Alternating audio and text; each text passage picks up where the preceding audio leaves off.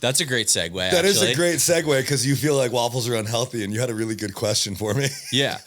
So how do I, as a man who ate waffles 3 times today, make sure that I don't die, or that I can die slower? Yeah, I was gonna say, I got some news for you, man.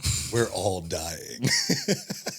I just don't want to. We aim to live for as long as we can, but eventually we're gonna die. So how do we make that like slower and more graceful? Slower, more graceful, and healthier, and like farther away. Yeah.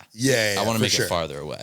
Well, it actually is a really good segue, because today we're going to talk about some things that you can track, not only to make sure that you're healthy, but also, in my world, this is health and physique enhancement.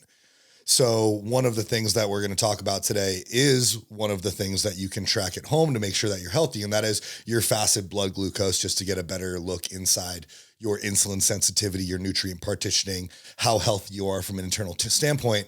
But what I recommend to everybody, and what I require from a lot of my clients, is just lab work. Like, you got to get your labs done.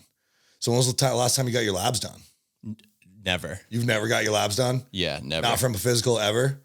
No. Really? There was one time. You're 30, right? Yeah, I'm 30, yeah. So, I mean, dude, honestly, I started getting my labs done when I was, I think, 26. And it was so annoying to go to a doctor's office and be like, hey, I want my labs done. And they're like, how old are you? I'm like, 26. And they're like, yeah, no, you're probably fine. I'm like, what do you mean I'm probably fine? Yeah. Like, what kind of answer is that? So I ended up doing it myself. Okay. Yeah. So, but now you're 30. You can probably just go to a doctor and be like, hey, I'm 30. Right. And they'll be like, oh, you need your labs done.